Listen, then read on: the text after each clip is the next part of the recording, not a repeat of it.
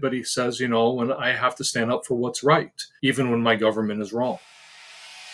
You're listening to Good is in the Details. I'm Gwendolyn Dolske. And I'm Rudy Salo. And this is the podcast where we learn what we didn't know in the spirit of Socrates, all with the aim of a happy life, a more knowledgeable life. And today we have guests, fourth or fifth time. Now I don't even remember because he's been on the pod so many times and he always comes with the greatest storytelling, analysis, joyful, thoughtful stuff. We have author of The Virtues of Captain America. And you've heard us talk about Daredevil and who else? Batman? Yes, Gwen. Yes. Daredevil, Batman, Gwen. Sorry, not Gwen. Did I just say Gwen?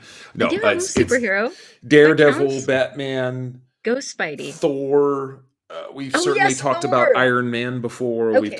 We've had another episode about Captain America. And the whole point of this episode is, hey, is this a repeat episode? The answer is no. Mark is releasing his second edition of the book, The Virtues of Captain America. And we decided to do a retrospective for a lot of reasons. We feel like we live in an extremely interesting world these days, and things seem to be getting more interesting by the day. And we thought that it would be good to do a refreshed analysis of Captain America. What does patriotism mean as compared to nationalism and nationalist movements and virtues? We talk a lot about virtues, and we talk a little bit about whether virtues and nice guys and sexiness on this episode too. A little tiny bit. We hope you stay to the end because things get we get into some interesting discussions towards the end. Would you agree that stay through the whole thing, but really like the spicy stuff is at the end, right, Gwen? Spicy.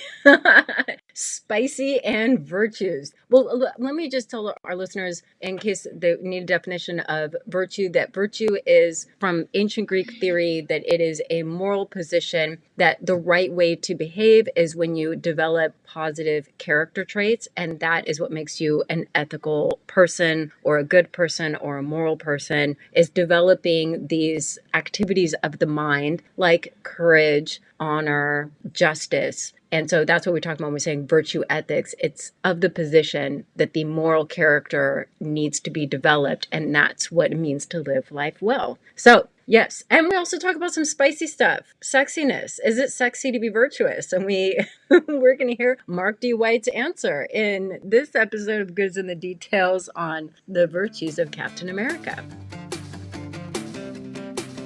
Isn't everyone in LA working on a screenplay? Yes, that's like a requirement. If you're cool. Yeah, I can't wait to help you write your screenplay, Mark, about this. It's about this college. I could see it right now. It's about a college professor that writes philosophy books about a superhero, and he becomes a superhero, and he has these magical philosophical powers to save our country. What do you think? Is that your lead-in? That's awesome. That literally that flashed in my brain as to let me pitch a story to Mark about Mark's awesomeness. Oh my gosh.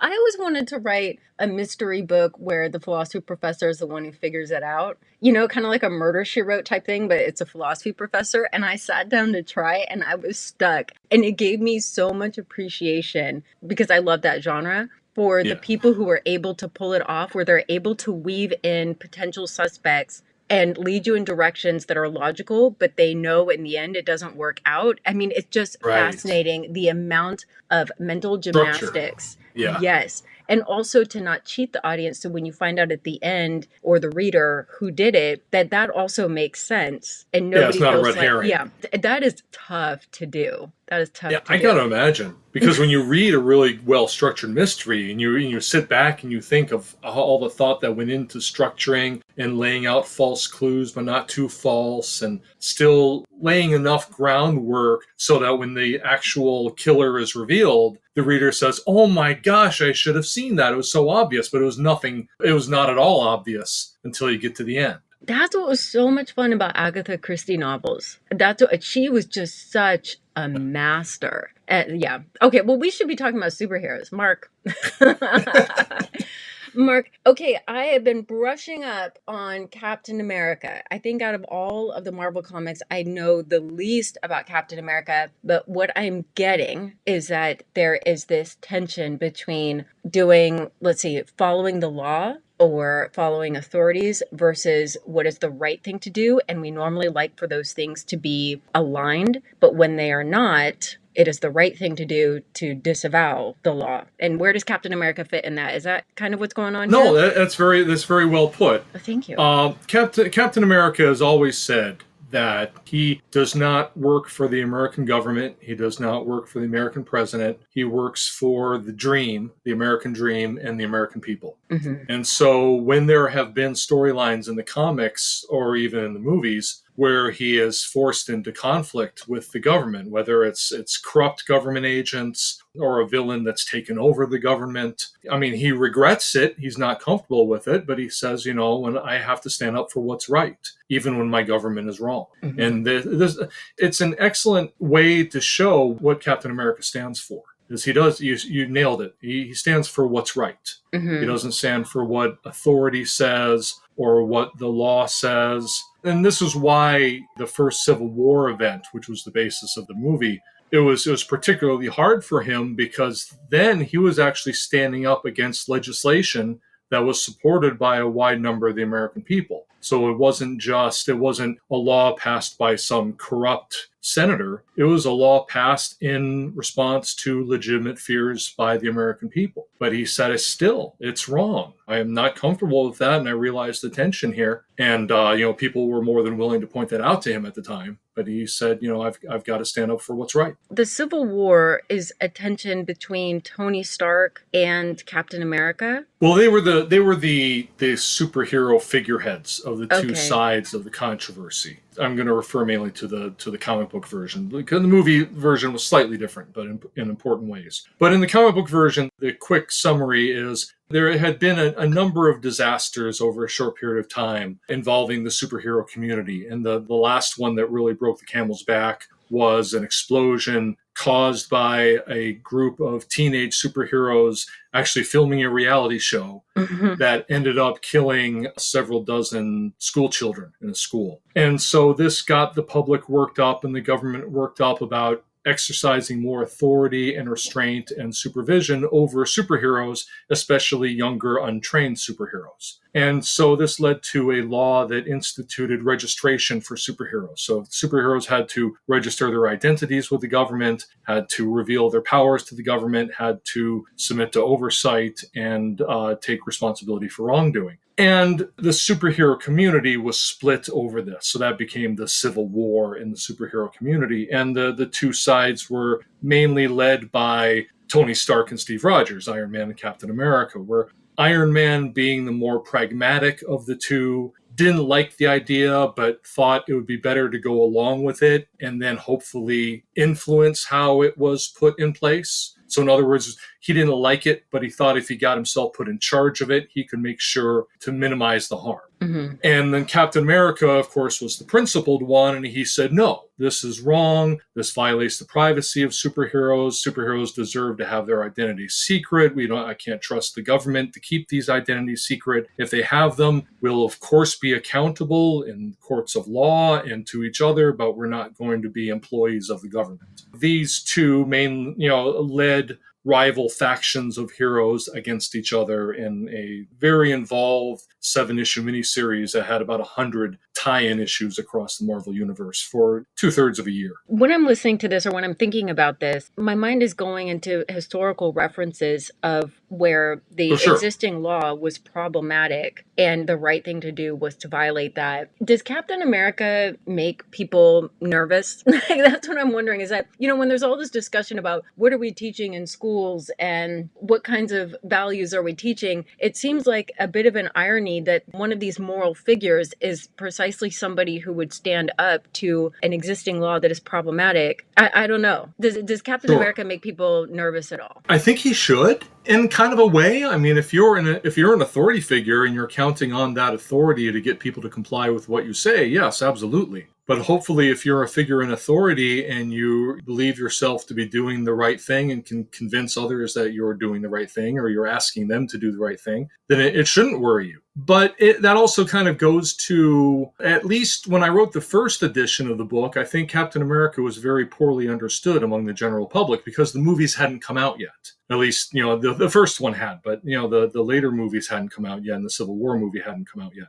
But the portrayal of Captain America by Chris Evans and, the writers and directors and everybody else who went into the movies, I think really helped the general moviegoer that had never picked up a comic book understand what Captain America is, because the portrayal on the screen is the Captain America that I know from the comics. And he does do the same thing. In the Winter Soldier movie, he stands up to the government, who's, leaning in more of a fascistic direction. Someone reveals the SHIELD helicarrier full of oversight cameras and tanks and military gear. And he says, this isn't freedom, this is fear. You're ruling through fear. And this is just one example, even in the few movies he's been in, where Captain America stands up to authority. But he does this, even more in the comics, with much more exposition and dialogue and depth to it than you can get reasonably in a 2.5 hour movie. So then my question is, and this was something that Martin Luther King had to address, if you're going to stand up to an unjust law or not follow a law, then it's incumbent upon us to decipher, well, what constitutes a good or a right versus a wrong. So for Captain America, what would constitute the difference between right and wrong in order to know if you are on the right side? Well, Captain America's a big fan of Dr. Martin Luther King. And I love there's one scene from one of his updated origin stories where he comes out of the ice, that he was buried in since World War II. And Tony Stark takes him to the Smithsonian and shows him a lot of displays about the American history he'd missed while he was in the ice. And one of them is, breaking up a little bit saying this, is Dr. King's I Have a Dream speech. Steve is looking at it and tears streaming down his eyes. And Tony's behind him trying to hold back his own tears. He's just amazed that, a man stood up, a black man stood up and was able to say these tremendously inspirational words. And then, of course, later finding out the end that he met not long after that. But I discussed the letter from Birmingham jail a bit in my book, in the first and the second editions, as kind of inspiring and giving guidelines for civil disobedience when you feel that a law or an authority's command is unjust. And that's really a judgment call. I mean, as far as how does he do it, he has his barometer of right and wrong, and he knows that not everyone is going to agree with that, and he respects when other people have different ideas of right and wrong and act on them. I mean, he has arguments with Tony Stark for almost the whole time they've been working together as superheroes, because they have very different ways of looking at the world and very different moral codes. But Captain America respects that Tony has a moral code, and it's fairly consistent. And when he disagrees with them, they surely tell each other. But he knows that he's not talking to just some selfish narcissist out for his own interests. He's talking to a hero who just looks at moral issues a different way. Rudy and I just released an episode on the Challenger disaster. And when it comes to engineering and technology, sometimes the laws don't exist. It's not a matter of not following a law, because technology will outpace existing law. So it's up to the engineers to kind of figure out what is the right thing to do, because the law doesn't exist, but you've got a new technology. And that's one of the really important things about characters like Captain America that can teach us about what it means to be virtuous, because the laws can't always dictate. Sometimes they're just not present in order to tell you what is the right thing to do. Right. And law is never supposed to be a complete guide to all aspects of our lives. At minimum, it's supposed to rein in our occasional antisocial tendencies. It's like what I always say about Immanuel Kant. His ethics are more about telling us what not to do than what to do. All the duties spelled out by the categorical imperative are negative duties. Don't steal, don't kill, don't harm. Even the so-called positive duties of beneficence and development of character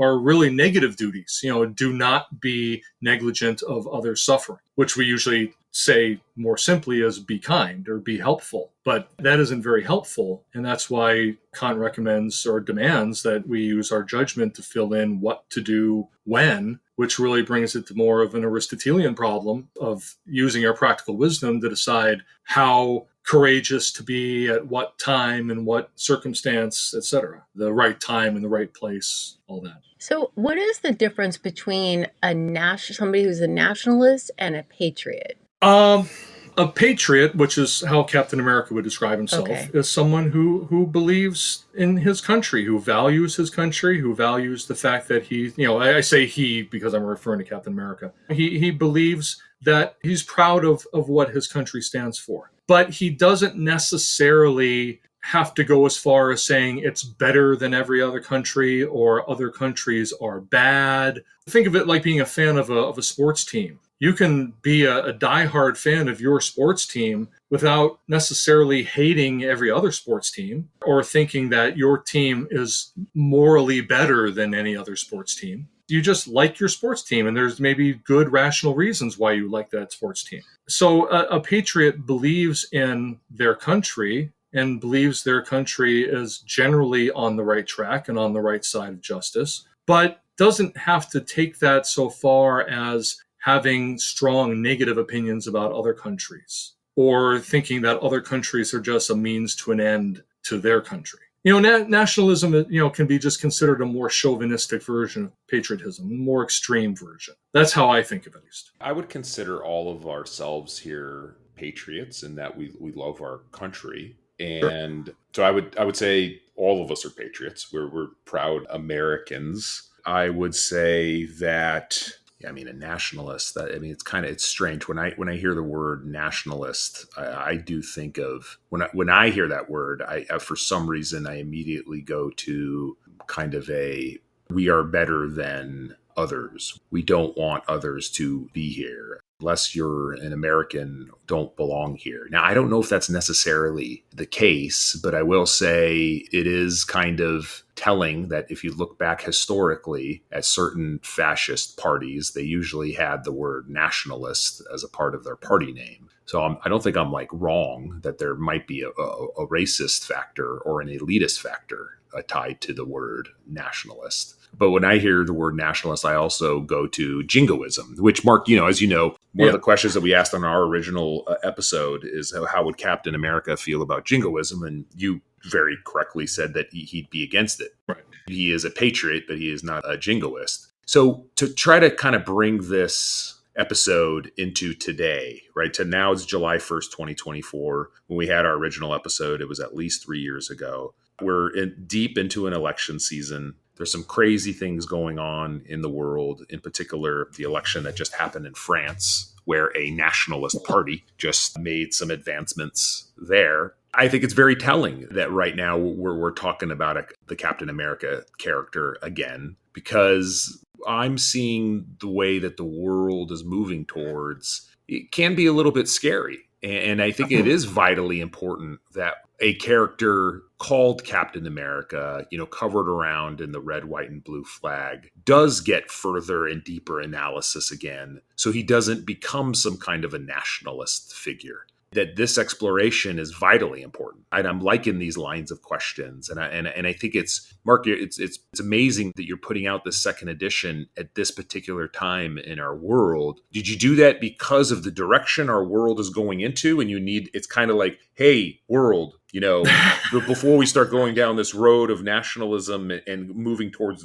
the right wing and extreme right wing, that's not an anti-conservative. Yeah, I'm not just saying, you're conservative. No, I'm talking about right wing stuff. Is that the reason why you're putting out the second edition? Is it because you think we need it? Boy, I wish I could say so. The genesis of this, it's very simple. About 2 years and 1 month ago, I was dealing with my editor at Wiley, Will Croft, who's an amazing guy, for something else. I think, foreign translation rights on another book or something. And I had just realized that the first edition of my Captain America book came out in 2014. And this was 2022. And I thought, wow, in a couple of years, it's going to be the 10th year anniversary. It'd be great to do a second edition because a lot had happened in the Captain America comics in the last 10 years. And so I just mentioned it to him in an email, say, by the way, the book's almost 10 years old. A lot's happened. It'd be great to do a 10th anniversary edition. And he replied to me and said, yeah. And also there's the new movie coming out, which I honestly wasn't thinking about at all. But I'm like, yeah, that too. It all came together very quickly and very easily. Again, mainly because, Will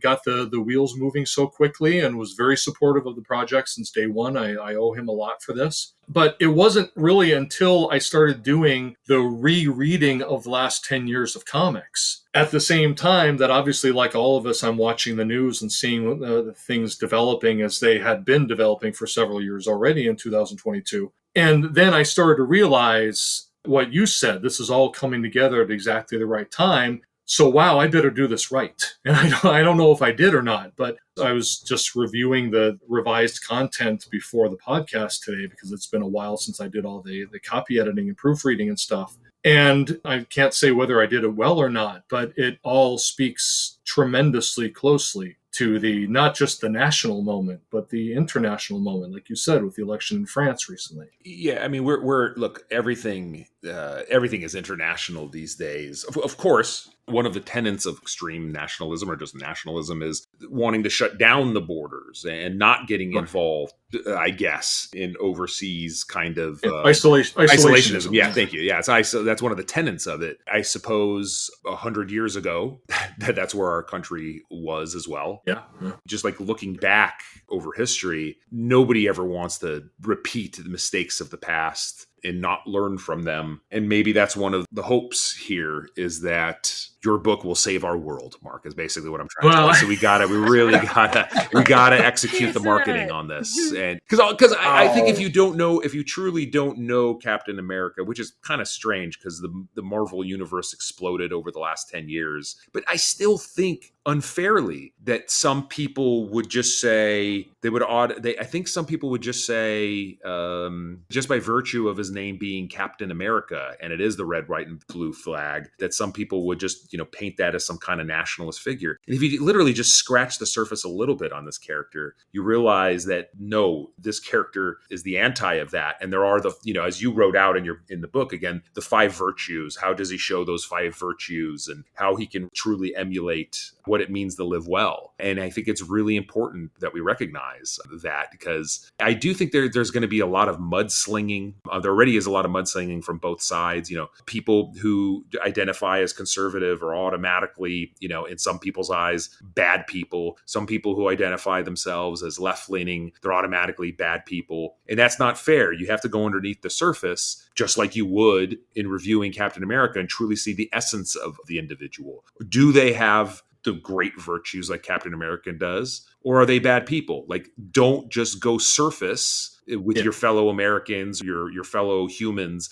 Take a second to actually look at the person that's behind what you first see and truly identify them. That's why I really like this discussion of Captain America right now. Good. Yeah, I like that. What is the source of this virtue? What is the moment in his life where there is some sort of clarity on what it means to be good or doing the right thing? Well, it usually is presented as he's always had it. I mean, that's the simple answer. He's always had it. And that's one reason he was chosen to become Captain America, to receive the Project Rebirth treatment and the super soldier serum and Vita rays, is because the military personnel, the government agents in charge of this project, were looking for somebody to transform into the country's first super soldier. And they saw this scrawny little kid keep trying to go to every Army recruitment center in New York City and keep getting turned down 4F for being unfit for combat. Because he was tiny, he was scrawny, he was sickly, but all he wanted to do was join the fight for democracy and the fight against fascism. They'd see him applying and getting rejected at every recruitment center, but he would not give up because this is all he wanted to do. And they finally pull him aside and say, "Hey, kid, we've got an idea. You want to serve your country?" "Yes, sir. Of course I want to serve my country." "Well, come with us. We have an idea." And then the super soldier serum and the Vita rays transformed him into this perfect human physical specimen. But it was his existing virtues that made him Captain America. I mean, the body and the strength and the speed gave him the tools to better execute those virtues. But it's said many times in the comics over the years that the whole process wouldn't have worked so well if he didn't have those virtues to start with. And this is shown. This is one area in which I don't discuss the movies in the book, but there's a scene in the first movie when Steve Rogers is in boot camp and someone, drill sergeant, I can't remember who, throws a dummy grenade.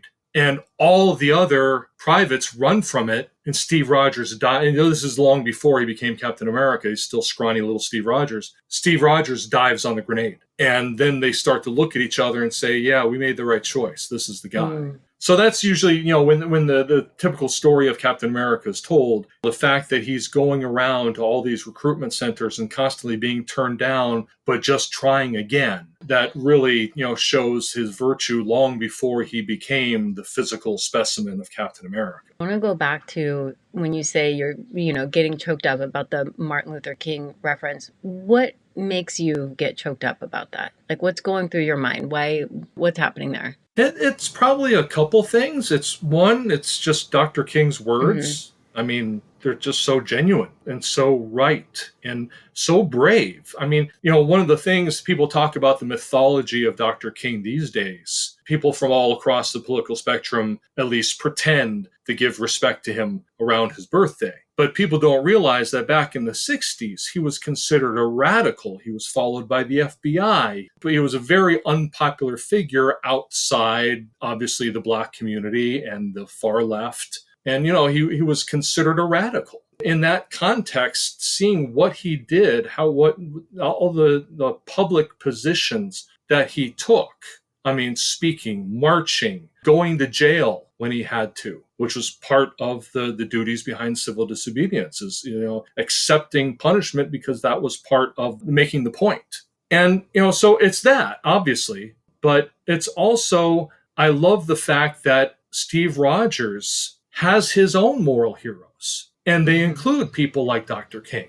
I talk a lot in the book about Captain America being an excellent moral exemplar that people can look up to and emulate their virtues and base their behavior on what Captain America does. But Captain America also got these virtues from his own exemplars. And even though he didn't find out about Dr. King until he was defrosted from the ice and he was already a full-grown man and he was already Captain America, he still had things to learn. And the fact that he credits every soldier he fought alongside as inspiring him. And the fact that, in recent years, and mainly in the last 10 years, the role of his mother in instilling a lot of the virtues in him. It's been increasingly explained over the last 10 years that his father was an often violent alcoholic who had basically given up on life. He'd stopped trying to find a job during the Depression. He's just started drinking more, started beating his family, etc. His mother would not back down. He'd hit her. She would just say, go out and find a job.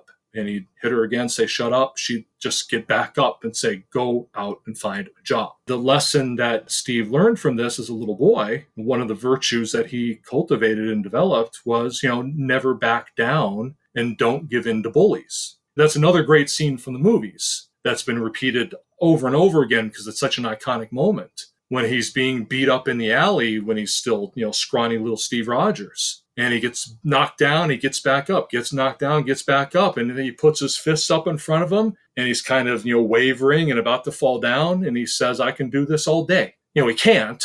But the fact is that he's going to stand up and face these guys twice his size who are bullies and say, I'm not backing down. If you don't kill me, I'm going to get back up. These have been increasingly added to the Captain America mythos over the last 10 years. Like I said, this material about his mother was really added by the writer Rick Remender in the run of Captain America that started just before my first edition came out. So I added a lot of stuff to the second edition based on the rest of his run, which really brought Steve's mother to the forefront of being one of the architects, you could say, of his moral character. And this standing up to bullies also ties in with the whole fascism aspect and the improper authority and standing up against the American government when he feels that the American government is wrong, because that's just another case of bullying. He wants to stand up for the little people that can't stand up for themselves. And that's another theme that's been emphasized more recently, is that, he exists to stand up for the people that can't, for whatever reason. Yeah, I think that's one of the markers when it comes to moral character. I mean, I've thought about it. This idea of protecting and also preventing or minimizing, well, this might be like a utilitarian in me, preventing or minimizing unnecessary harm, that might be one of the markers for what it means to be good. And, it's just, I guess this is also on my mind. Rudy mentioned, like, in the context of today, I was thinking about it was Louisiana, where the governor wants every school to have the 10 Commandments in there. And, 10 Commandments in and of themselves are not problematic, but from a legal standpoint, there's an issue. I was thinking about how if your goal really is to have more moral citizens, I'm not entirely sure that that is going to get you there. That's the Right. path, because it is a set of rules. But storytelling, like what you're doing, analyzing these stories, and then that's actually what gets us closer to moral character. And so I'm thinking about that as you're talking about Captain America and these scenarios, like with the bullying or standing up for other people, that these tales that have these, not only entertainment factor, but also this identifying or feeling, or all of the parts of our brain that are engaged when it comes to being the recipient of these stories, is what builds the moral fabric. I don't know. I was just thinking that in terms of school and learning and teaching, like how do we create good citizens? What you've tapped into really nicely is like this one area that's entertainment, but it's also when we study it or unpack it, we see why we're gravitating to them, because it is enhancing our empathy. We really feel. Right. Whereas the Ten Commandments, like I said, I don't want to make it sound like that's the Ten Commandments in and of themselves are problematic, but it is just a list of laws. Like it's just a list of, I'm going to get in trouble. Oh, I'm like Catholic school graduate here, so I want to be careful because I'm like, it's just I don't want you to sound so flippant about something that's important to. Well, it's like, Christian when you tradition. teach Kant, Kant was well known for the categorical imperative, which resulted in duties. But he never said, just learn my duties, do not kill, do not steal, do not lie. He wanted you to understand where these duties came from. And just putting a sign with the 10 Commandments on the wall, as you said, there's not necessarily anything problematic about the 10 Commandments or what they say or what they prohibit or what they guide us to, but just asserting them and not explaining them, putting them into context. Where do these come from? Why are these good things to do? There's no education going on there. And I mean, I'm sure some teachers would do this. I'm sure some teachers would engage with it and use it to start a discussion. To bring it back to what you said about my book, which was very flattering, thank you, is that when I write about Captain America as a moral exemplar, I see him that way, but that doesn't mean the reader has to see him that way. But just getting the reader to think about why do you or why do you not see him that way is just getting the reader to think about that, to engage with it, whether they agree with it or not, is, I think, what I'm trying to do. And certainly, my book on Civil War, which really lays out this whole ideological difference between Captain America and Iron Man, I don't think I took sides in that book. I probably did without knowing it, but I tried to present each character's side as well as I could. Iron Man's utilitarian, Captain America's a deontologist / virtue ethicist. All these schools have their good points, and obviously on the margins they disagree with each other, and that kind of gives you the context to say, which one do you side with more, without telling the reader one or the other. That's a healthy debate. I think that's what I like about the setup, because when it comes to having these discussions about morality or what makes life good, that you want to engage with people who have a moral position that is different so that it can strengthen your own ideas or make you reconsider your ideas. And so that's what I think is so fascinating about the Civil War, because you have Tony Stark, who is, of course, a good character, a good figure. And you have Captain America. And so I think it's actually a healthy thing to see that two good figures, moral figures, can have a collision when it comes to what is the right way to proceed. So I guess I want to ask then, what is Tony Stark's moral position? Like when you say you're not taking sides, how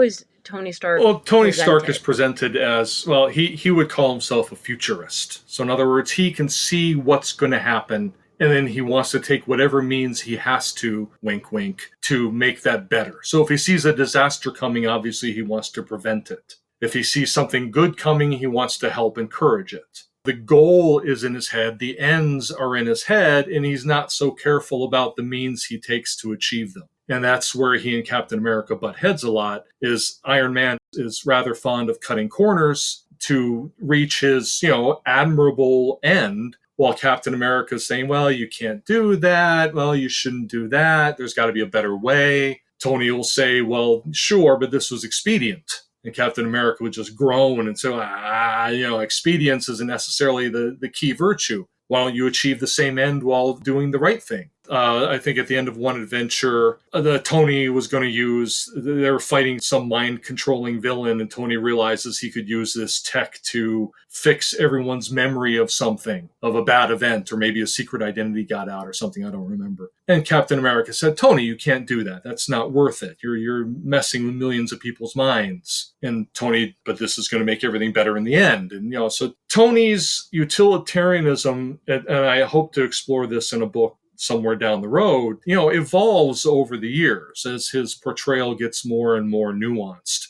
as writers delve into it more and more over the years. But he does realize limits to his utilitarianism. But again, he prides himself on being a futurist. He can see what's coming, not any psychic abilities or anything, but just, he's one of these people that thinks they can see the trends in humanity and technology and where they're going, and assumes the authority to nudge it in the right direction. And that's what Captain America says, no one person should have that amount of power. You have to do so respectfully of individual autonomy. You can't cut corners. And Tony is doesn't worry about the corners. He wants to get to the better future.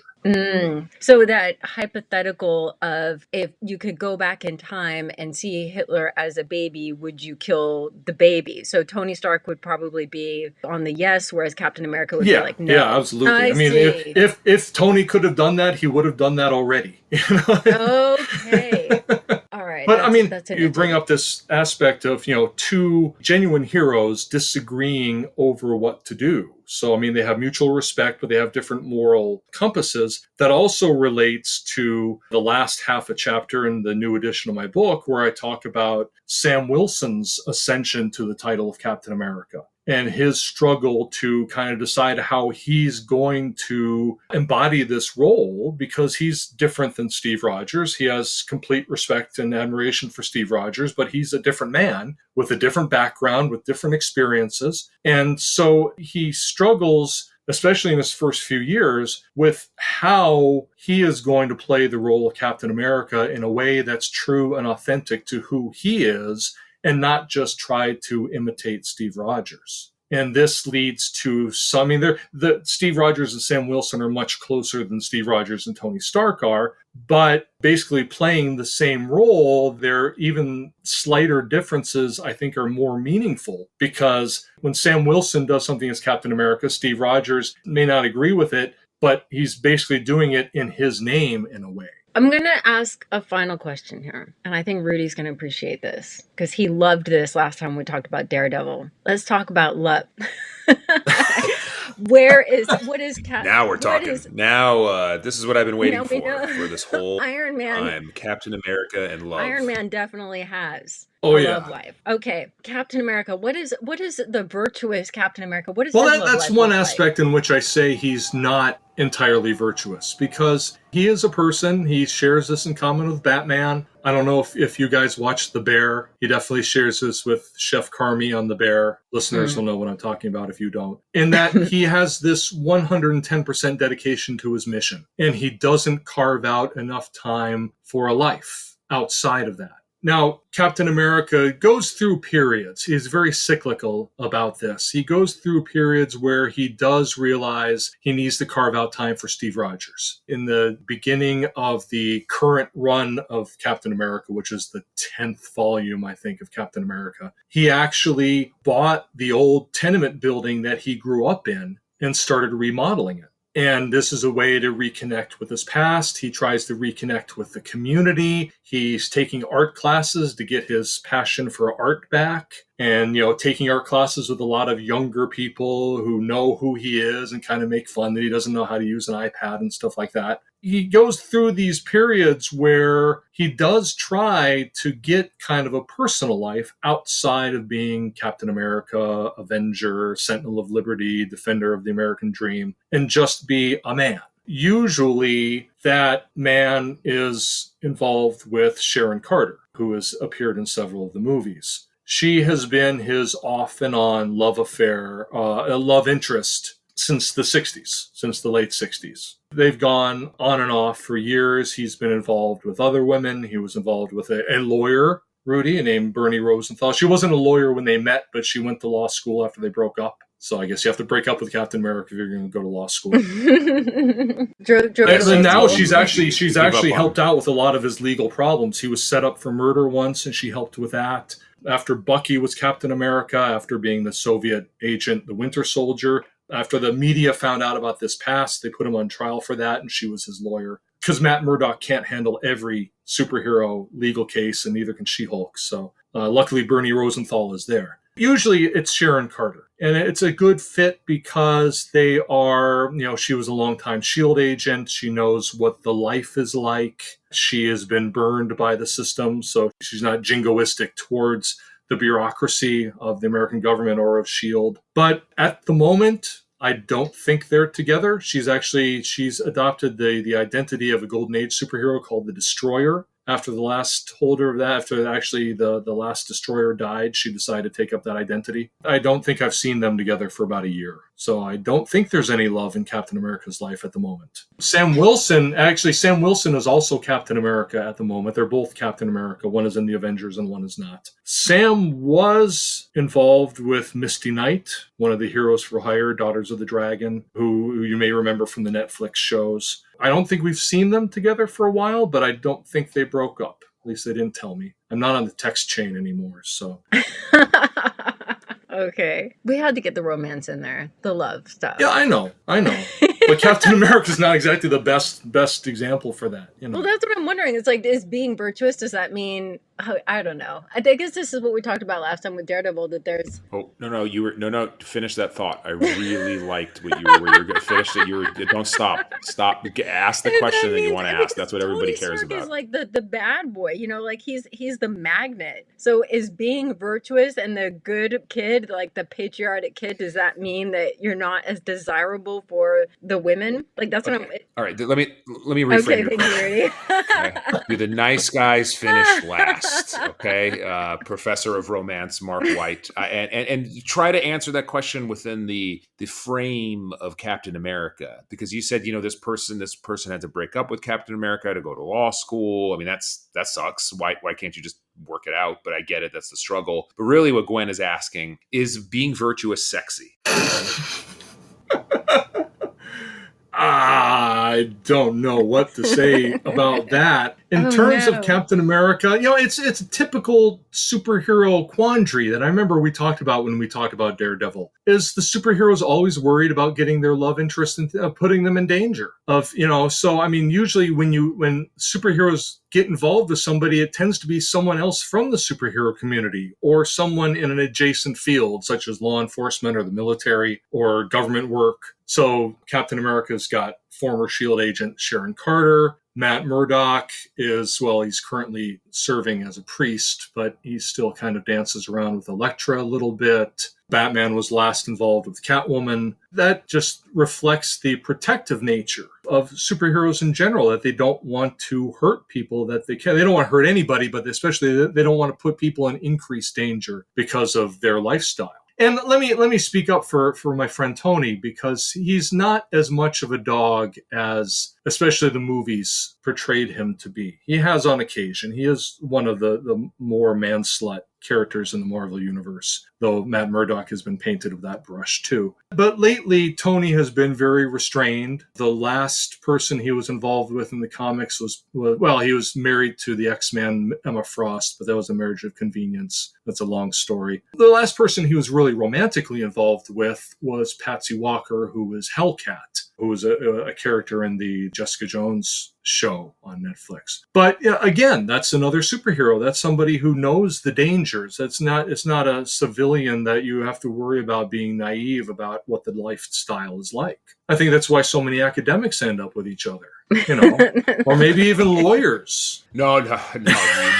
Yes, lawyers do. This is getting interesting. Lawyers do wind up with each other, but I think that's a very, very bad thing. In my opinion, I also see doctors getting together because in their minds, they understand each other, and in doctors' minds, they are the smartest people on the planet. No, that's just a joke for my wife, but I'm sure she would say it's lawyers, but it actually is lawyers. But we know you, so we wouldn't say that. That's a good point. I'm not the proper reflection of the intelligence level. Whatever, Rudy. And thank God I don't really consider myself a normal lawyer, and that's a good thing because I'm my personality is awesome. But I will say that yeah, two academics getting together, oof, and then two lawyers getting together, also bad. Two doctors, not good.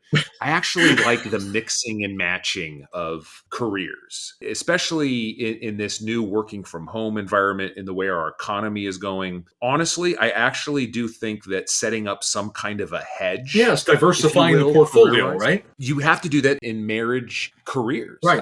I do. Right. And by the way, I mean, I'm assuming the days of the one working household are kind of unfortunately just gone, just the way our economy is going. But I do think diversifying careers within marriage is a great idea, Yeah. because think about it. If academics go to hell, right? And you're both academics. Oh my God. The healthcare industry is constantly suffering through getting poorly paid. Even in the law, some industries in the law, right, or can go up, they can go down. I don't know. It's just fascinating that we went down this road. I'm Yeah. sorry to digress. No, it's that's a perfect point, because I mean, I know people, married couples that, academics that teach at the same university, and that's wow. one of the many universities that has been threatened with closure lately. And Oh, so they're both in danger. I mean, the danger has passed temporarily, luckily. The danger is obviously magnified if they're both working for the same place, or departments that are shut down if both people are in the same department. I was making an argument basically on professions thinking they have a unique lifestyle that you have to be in the lifestyle to totally appreciate and understand. Sure. But I agree with you, Rudy, in that I kind of like the idea of being together with somebody else that, then they're not going to, it's not like you'll never understand what I'm going through. Oh gosh, you sit on your butt in front of the computer and write all day. Oh my gosh, how can I ever understand that? It's like with every coupling, you bring your different experiences. I think the whole idea of you want to match people based on the careers and the context of their life, it's overstated. Definitely. Mark. Yeah. How did we get away from Captain Because I America? wanted to talk about love. I wanted to happens. talk about romance. I get excited about romance. It's not that I don't get excited about Captain America and patriotism and all that other type of stuff too. But comics are Mark's soap thoughts on opera. romance. I mean, comics are so. are. They've been that way, ever since they started. Marvel Comics in the '60s started the rolling storyline, where it's not just, here's what Superman does this month, or here's what Wonder Woman does this month. It's really an ongoing narrative with subplots weaving into each other. And ever since that became the style of comics writing in the '60s with Marvel, it's really emulated soap opera. And even more so when you have a team book like X-Men. X-Men was the best-selling title in the early '80s exactly for this reason. You had a dozen different members on the team. Some of them were in love with each other. Some of them didn't like each other. They were exploring their powers. They're all going off in different directions and meeting together for team missions. It was soap opera. And DC emulated that exact model with its new Teen Titans series, a couple of years later, which did the same thing over at DC. Dan DiDio, the previous head guy at DC, came from the soap opera world. So he knew this aspect of comics very well. And where I'm going with this is the essential aspect of soap opera is romance. You don't think of that as an essential aspect of superhero comics, but if you're going to show the superhero's life over the months and the years, every part of it almost by necessity has to involve love at some point. If you want this to be at all realistic, if you want this to be, as Marvel claims, the world outside your window, these are relatively real people operating in the real world, then they have to have romantic issues, difficulties, problems, drama. And some have it more than others. Spider-Man lives in this. Mm-hmm. Captain America, less so. Iron Man, somewhere in the middle. Mark, yes, you're amazing. You're amazing. I just love this. I mean, for me in studying philosophy, I've also always been drawn to storytelling, fiction, film, and I was afraid for so long when I was younger that I wasn't being serious about philosophy because I enjoyed storytelling, fiction and stuff like that. I think that your work is so important to kind of allow people to enjoy the study of philosophy and see the different ways in which it can bring so much reflection to the things that we really, really enjoy. That to study philosophy doesn't mean you just have to memorize, let's say, Immanuel Kant or something like that, but it's a way for us to examine the things in our life and to get more out of it. So that's why it's always a pleasure to have you on and to talk about this kind of stuff. Like, what are we learning from Captain America? What are we learning from Iron Man? It really is a joy to talk to you. Well, thank you. I'm always very happy to be here. Thank you, Mark. We hope that you enjoy the holidays and otherwise coming up, especially it's July 4th. I'm sure you'll be thinking a lot about Captain America. Good is in the Details is produced by Dr. Gwendolyn Dolske and Rudy Salo. If you're enjoying this show, please share it with a friend. Tag us on social media, Instagram, Good is in the Details Pod, or on TikTok at Prof. Dolske. If you would like extra content, you can go to our Patreon, patreon.com/Good is in the Details. We have a book club, we've opened up a shop, and you can get a shout out from us on the pod. We're also on Facebook, Good is in the Details Pod. And remember to like, subscribe, follow, all the things to support the show. Check out the links in the show notes for more information on how you can get Professor White's books. And we'd also like to thank our sponsor for this episode, AvonmoreInc.com. It's that small bridge business that started in the 90s that became a global sensation amongst bridge players. So if you play bridge, or if anybody you know plays bridge, this is the perfect gift. Go to AvonmoreInc.com. They have everything for your next bridge party. Coasters, tallies, and smart playing cards, which are also great for kids. And when you go to AvonmoreInc.com, let them know Good is in the Details sent you. Okay. Until next time, bye.